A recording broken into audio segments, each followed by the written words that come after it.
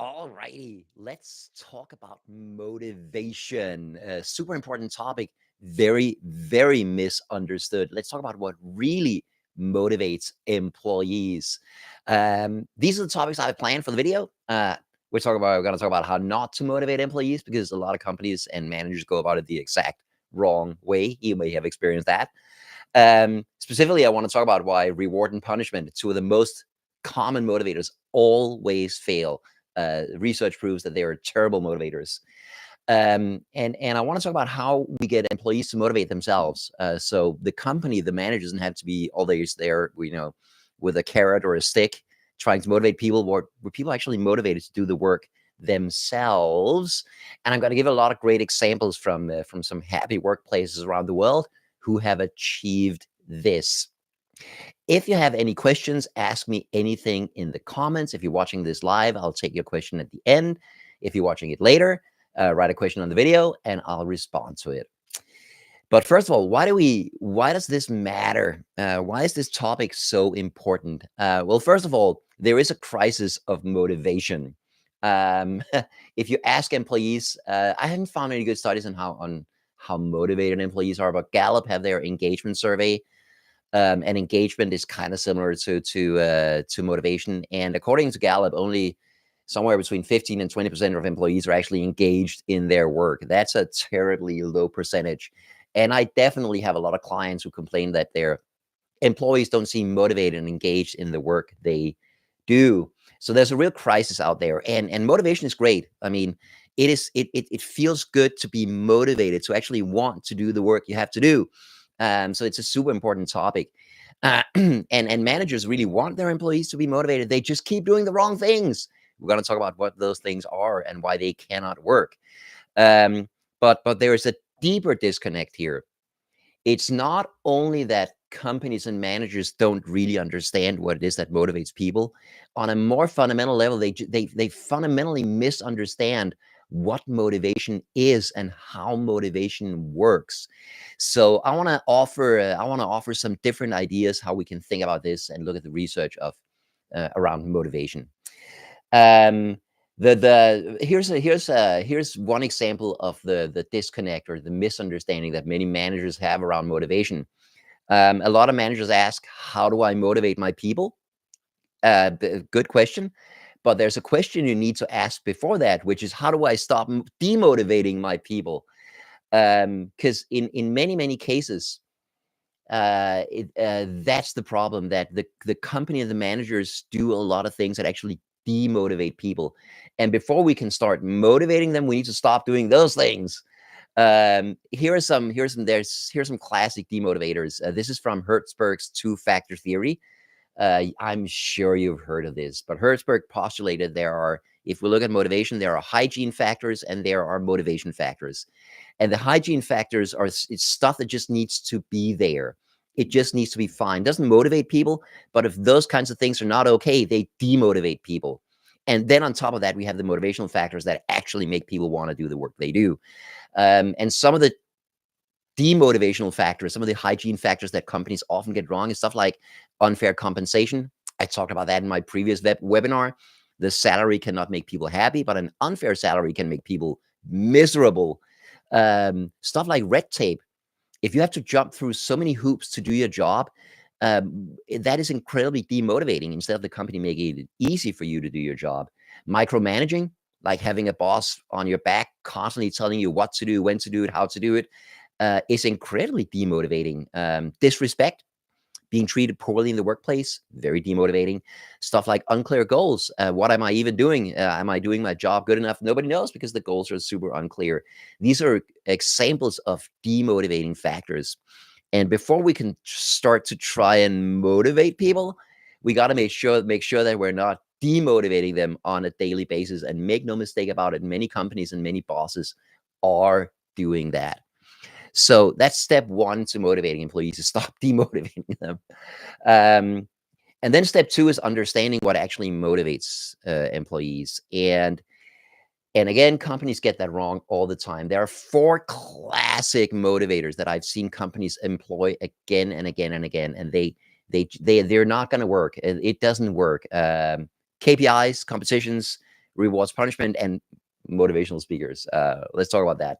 First of all, ambitious KPIs. Many managers think, I want my employees to be motivated and perform really well. So I'll give them stretch goals. I give them ambitious goals like metrics. You have to achieve this much work. And surely, an ambitious goal will make them work harder and be more motivated. And that turns out to not be true. It turns out that if you set really ambitious goals for employees, what happens is that they often won't reach those goals. And not reaching those goals gives them a feeling of failure that's incredibly demotivating. If the goal is unrealistic, why should I even try to achieve it?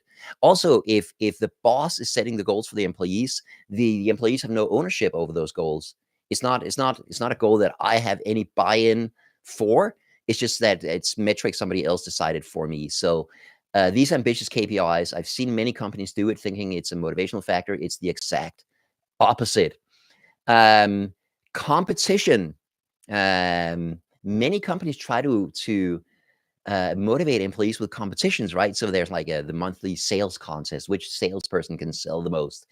And then there's a prize for the winner. And it turns out that just does not work. There's an American researcher called Alfie Kohn who wrote a book called Competition, where he reveals all the research that shows that people are actually less motivated and perform worse when they're competing.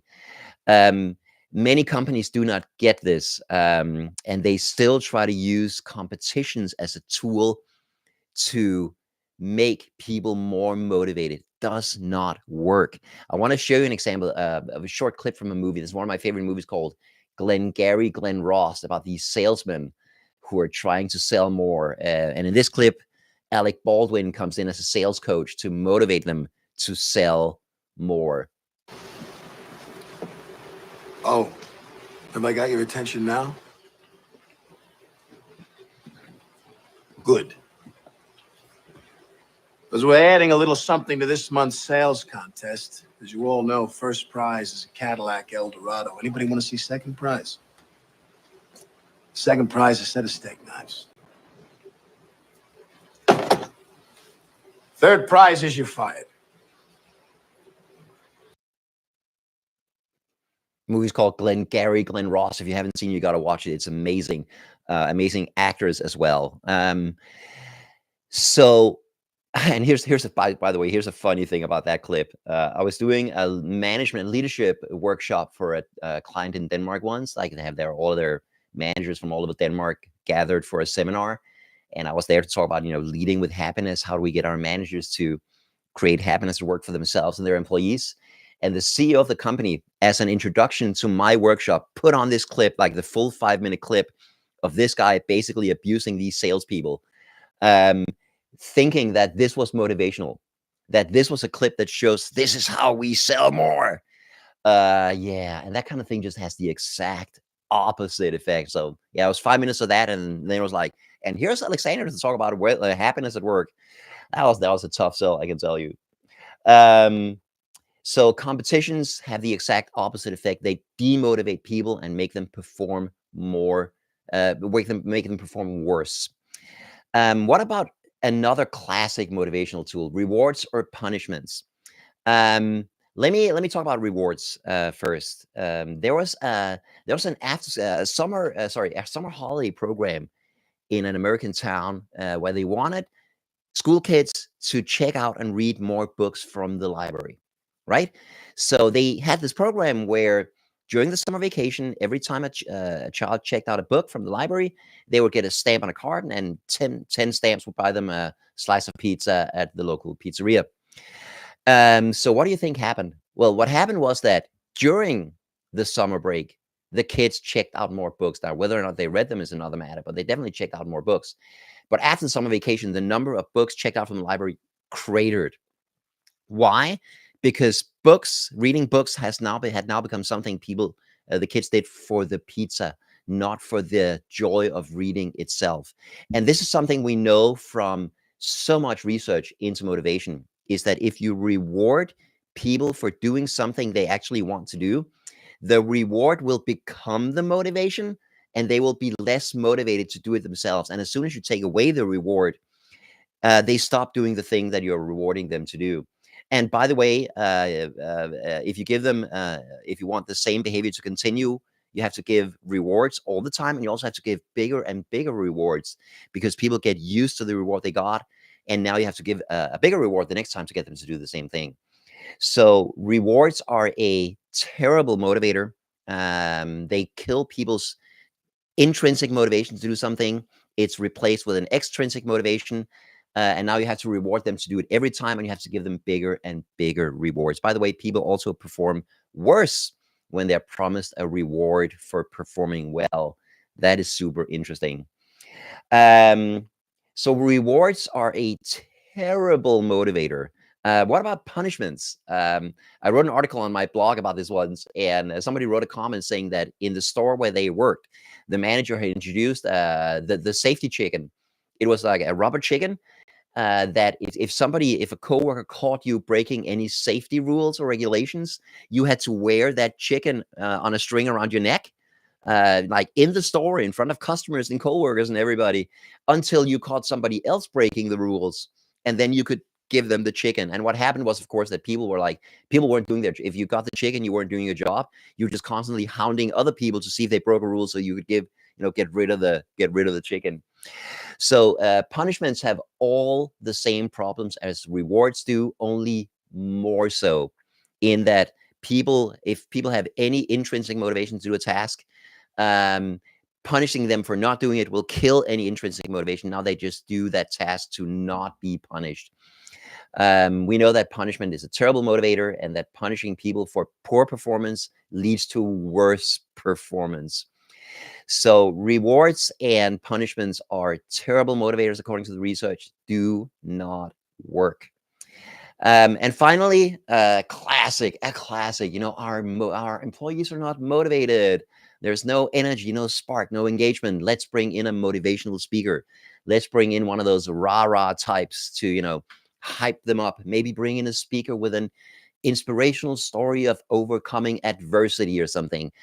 And there is zero research evidence that has any effect. If anything, I've seen this backfire because maybe the company brings in a really good motivational speaker who hypes the audience up and like things are going to get better. We're going to really achieve our goals now. And then of course, it doesn't work, so nothing happens. And then they bring in a new motivational speaker and again hypes them up, but nothing happens. What happens if you do that a few times is that people will be like increasingly skeptical, right? Because there's all this hype, but then nothing happens. It does not work. So every time a new speaker comes in, they'll be more and more skeptical because they'll know in advance, yeah, it's gonna be nice, it's gonna be fun, but it's just not gonna work. I'm talking here about the motivational speakers who don't offer any real content besides maybe an inspirational story. My favorite example has always been, have you seen the clip with Shia LaBeouf? This is not an actual motivational speech. This is a parody, but I love it. I love it so much. Just do it. Don't let your dreams be dreams. Yesterday, you said tomorrow. So just do it. Make your dreams come true. Just do it. That is honestly how I see a lot of motivational speakers. They're like, yeah, you can do it. I did it, so you can do it too. That's a terrible message. Also, it's not true. And this reveals, and there's an even more fundamental misunderstanding of motivation at work here, which is that a person, I want to make this very clear, a person is not either motivated or demotivated. It's not like you can make somebody motivated in and of themselves. A person is always motivated in relation to a given task. That is why you can be super motivated to lie on the couch and eat popcorn and watch a movie on Netflix, while at the same time being super demotivated to go for a 5K run. A person is not motivated or demotivated in themselves, and that's why you can't bring in a motivational speaker and make people motivated, because motivation is always in relation to a task. I'm not saying that speakers that you should never bring in speakers like me, for instance, but you should bring in speakers who give people actual knowledge, research-based tools, and like a path forwards. Here's how you can make your situation better, instead of just like a rah, you can do it. I overcame adversity, so you can too. There needs to be knowledge and tools in there, and all of it needs to be research based. Um, and again, very, very important. A person is not motivated or demotivated. Motivation is always, always, always in relation to a given task. And one person could be super motivated to do X while being super demotivated towards doing Y. So these are the four classic demotivators. Four classic motivators that I see companies using again and again and again, and they do not work. In fact, they will most often backfire and make people less motivated. Why is that? And this is where I think we need to dive a little bit into this and understand motivation better. So let me introduce you to a model that I developed a few years ago. I believe that there are like four kinds of motivation. First of all, motivation can be intrinsic or extrinsic. I think we all know this, right? Extrinsic is when whatever reward or punishment is tied to a given task, it comes from outside of you, right? It's a bonus you get for doing something, or maybe it's a punishment you avoid if you do something, right? Or motivation could be intrinsic. And intrinsic motivation is when you really want to do something, when it's something that you feel good about. And then motivation can be positive or negative, in that, is there something you're trying to avoid? Then it's a negative motivator. Let's say somebody smokes because they don't want to get sick. Stop smoking. Stop smoking because they don't want to get sick. There's something here they want to avoid. Or maybe, somebody starts running because they want to get healthier and they want to get in better shape. That's a positive goal. Okay. So that, when we combine that, that gives us four kinds of motivators, right? Negative, extrinsic, intrinsic, positive, extrinsic, intrinsic.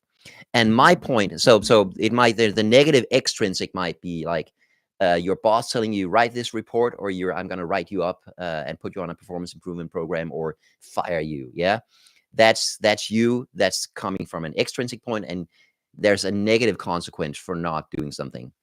Then there's the extrinsic positive, like if you write this report and you do it really well, I might consider you for a promotion or a bonus or a raise, right? Then there's the intrinsic negative, like if I write this report, it's going to be misunderstood. I'm going to get so much criticism for writing this report. It's going to feel awful, and that's why I don't want to write this report. It's negative, and I don't want to. It's me, intrinsic. And then there's intrinsic positive. If I write this report, it's going to be super helpful. It's going to help my client, going to help my coworkers. It's gonna be fun to work on, or whatever. But it's intrinsic and positive towards something. And the reason why all of those other motivators I just mentioned, why they don't work, is that they're all either extrinsic or they're negative. And extrinsic and negative motivators do not work in the long run. They're not sustainable. Again, you get the problem that I talk about, that you have to keep reinforcing it all the time. The only sustainable, long-term sustainable motivator is positive intrinsic, when there's something that I genuinely feel that I will get out of doing this task. I will help somebody I care about. I will get to do interesting work. I will get to make a difference. I will get to use, interesting new tools and techniques. Those are the intrinsic positive motivators, and that's where we need to focus. That's what we need to do to motivate people. So how do we do that? What does motivate people? And let's talk about that, because there's some fascinating research on this. There are several cool theories on what motivates people, on motivation. I want to mention my two favorites. There's the one that Dan Pink proposed in his book Drive, where he says that motivation comes from autonomy, mastery, and purpose. And then there is a self-determination theory by Desi and Ryan that say that there are three factors that motivate people. In their case, autonomy, competence, and relatedness. So we can, of course, immediately see that these overlap somewhat. So autonomy is when you have freedom to do your work your way. You have control over your own situation. That is incredibly motivating, as opposed to being micromanaged, which is incredibly demotivating. And autonomy appears in both of these theories. Mastery in Dan Pink's model and competence in Desi and Ryan's model is essentially the same thing. It's about knowing that you're good at what you do. You can master this. You have the skills and tools and techniques you need to do a good job. You can reach your goals. you can make a difference, you're good at what you do. That feels amazing and is very, very motivational. On the other hand, knowing that, you have this task to do and you're going to suck at it, you're going to do a really bad job, is incredibly demotivating. Again, same in the two models. And then this is where they differ a little bit. So Dan Pink in his drive model has purpose. When you know that your work, whatever task you're going to serve on, is going to serve some kind of purpose, it's going to help the client, it's going to help the company, help your team, help your boss, help you, help the environment. I don't know, but it's gonna make a difference. It's gonna make a positive difference for someone somewhere. When your work has actual purpose, you just feel better and you feel more motivated about doing that task because you know that doing that task will make a difference. Purpose is missing from self-determination theory. On the other hand, they have relatedness. And this is about relations, right? If you know that this task that you're going to do with people you care about. You're going to do it with coworkers you like and work well with. That's amazing. Or if you know that your work will help somebody that you care about in the workplace, it will help your team, help your coworkers, help your boss, and you care about these people, then you're also motivated to do that task. If you're like, yeah, this task will help my boss, and I hate my boss, then you're probably going to be a lot less motivated to complete that given task. So I believe that if we squish these two theories together, and I think we should, then we get four great motivators that are sustainable and they're positive and they're intrinsic. Yeah. And those are autonomy, mastery, purpose, and relatedness. And by the way, if you followed our work at all, you know that, when we talk about what makes happy at work, we talk about results and relationships. And that's exactly what those four motivators represent, right? Autonomy, mastery, and purpose, that's about results.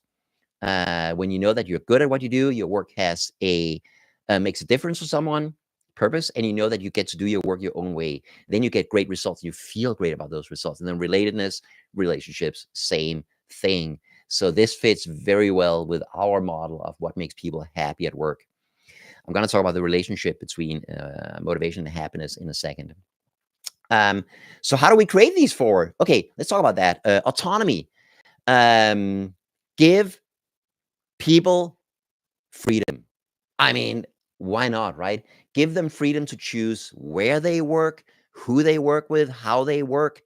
Let them choose their own methods and tools. Let people work from home if that's what works best for them. And let people, I think this is super important, let people choose their own tasks and their own goals. As we said, as we just saw, a person is never motivated or demotivated. Motivation is always in relation to a task. And if a person gets to choose their own tasks, they're going to be way more motivated to complete those tasks, as opposed to if somebody else is telling them what to do, when to do, and how to do it. And also, if they can get to choose their own goals, they're more motivated to choose those goals because, I have ownership of this goal. I pick my own metrics. I pick my own KPIs. Now I am more motivated to achieve those KPIs. So those are some good examples. There are many, many workplaces around the world who are giving people more and more freedom like this. There's a company like Morningstar Tomatoes where they actually got rid of all the bosses. There's a company like, there was a factory at GM where they make plane engines, where all of the workers are involved in not just their own job, but also in planning the team's tasks, in recruiting, in training, holiday planning. Everything is done by the team. So they're deeply involved in creating their own work, managing their own work, and they experience much more autonomy as a result of that. Many, many great examples. So autonomy is one, mastery is the other. Mastery, of course, starts with giving people the skills, the resources, and the support they need to do a good job. But many people have that, and many people do a good job, but they don't have the feeling that they do a good job, because very, very often in a company, we never talk about the work we achieve. We only talk about the work we don't achieve, right? The work we still need to do. And that creates the feeling that we're not good enough. We don't have mastery. We're not achieving our goals. So one thing we can definitely do in our workplaces is we can constantly communicate and celebrate the results we achieve and give people positive feedback on the good work they do. And that gives them this feeling of mastery. One insurance company we work with in Denmark went from sending out a red graph to their teams, their claims handlers every week with all the claims they hadn't yet processed, to sending out a green graph with all the claims they had processed that week. And the team's happiness and the team's productivity just shot up as a result of that. That's an example of creating that feeling of mastery. Purpose. It's super important that we show people that their work matters, and that we start talking about not just what we do, but why we do it. When you write this report, how is that going to make a positive difference for someone? Why is your work important? How do you make a difference? How is your work meaningful and purposeful? And in many, many companies, they don't do that. I think my favorite example of this is still Patagonia. They make outdoor clothes, wear, the mountain climbing gear, that kind of thing. And their entire mission is about saving the planet, helping the environment. And they do that in so many ways. And all of their employees know that. There's also a tech company in Serbia that I work very closely with called Vega IT, where the entire mission of the company is to create a successful and profitable company and use that success to create a better world. And their employees are directly involved in that. I think that's fantastic. Those are some examples for purpose. And then relatedness. I mean, create good relationships in the workplace. I have a whole video where I talk about how we do that. I'm going to link to that in the video description. But at the end of the day, care about people and treat them with respect. I think a fantastic example is Atlassian, the Australian tech company, where they have a no asshole rule. They do not hire jerks, because jerks destroy this relatedness. They destroy this feeling that people belong in the workplace and destroy all motivation. So those were, like, I think if we want to create that sustainable, positive, intrinsic motivation, those are the 4 motivational factors: mastery, autonomy, purpose, and relatedness, connectedness. One thing I'd like to point out is that motivation is not the same as happiness at work. A person could be very motivated while still being unhappy at work, especially if you are using those negative motivators. If you know that you're going to be fired if you don't do this task, then you're super motivated to do that task. Are you happy though? Hell no. You're probably going to be very miserable and very afraid. So motivation, and you can be motivated without being happy at work. But I will say that happiness at work is the ultimate motivator. The ultimate motivator. Because if you feel good about the work you do, if you have that feeling of results and relationships, then you will be very, very motivated, because you know that your work is valuable. It makes a difference, and you know that your work helps the company. It helps your coworkers. You care about your coworkers. It helps your boss. You care about your boss. So that is the ultimate motivator, and I think that is where we need to start. And I do think that it's in my opinion, of course, I would say that it is more fruitful to focus on happiness at work first rather than motivation, because I think happiness is more likely to lead to motivation rather than motivation leading to happiness. Beautiful. Let me check and see if there are any questions. All righty. There are 2 questions that came in. What works well in the Netherlands to motivate employees, from Brigitte? That's a good question. And there are regional differences, but I do think that overall, those 4 factors: autonomy, mastery, competence, and relatedness, are pretty much universal across all cultures. I would say there are definitely cultures that value autonomy more than others, and I think Scandinavia, where I am, autonomy is huge. Trying to micromanage Scandinavian workers is just not going to work. Whereas other cultures are more hierarchical and more accepting of power differences in society. Like, for instance, many Asian or like Middle Eastern cultures.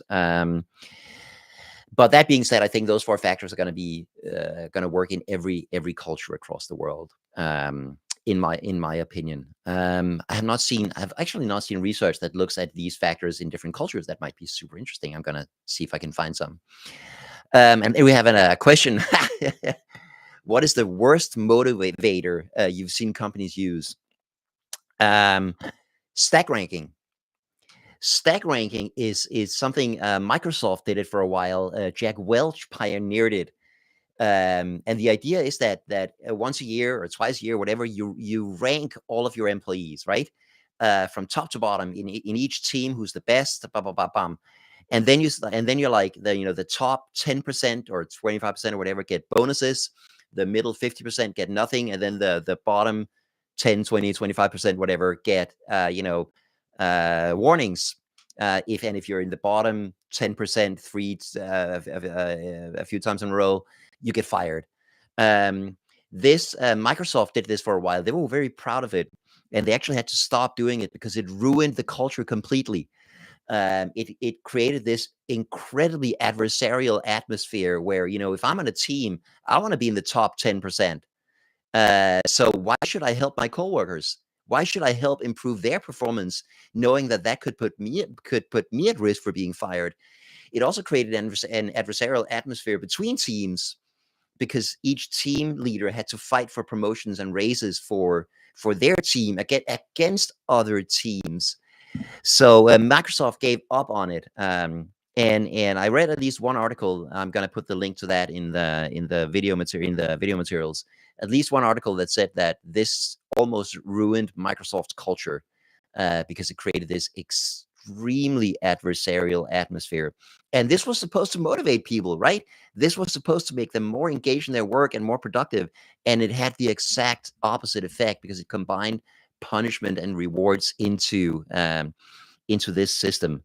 And also, it's like it's so stupid because let's say you're a team leader and you have 20 employees working for you, and they're all amazing. Why would you be forced to rank them? Yeah. I talked to the manager, one manager at Microsoft, who was like, I have 8 employees. They're all fantastic. Now I have to rank 2 of them in the bottom 25%. And he refused to do it. And then he was told by his manager that if he didn't do it, he would be fired. That is so terrible. That is the worst kind of motivator. And I'm so happy to see that these systems are very much on the way out. Even Microsoft stopped doing it. Stack ranking, it's called. Look into it. It's awful. Beautiful. Thank you for watching. Thank you for your questions. If you want more information, we have a ton of places you can go look at that. I'll post a lot of links in the webinar page, so you can see those in the video for the video. Of course, connect on LinkedIn and subscribe to our newsletter. And of course, most of all, book me to come speak in your organization. I'm not one of those rah-rah motivational types. That kind of thing doesn't work. I'll have actual tools and knowledge for people based on research. Thank you so much for watching. Have an awesome day.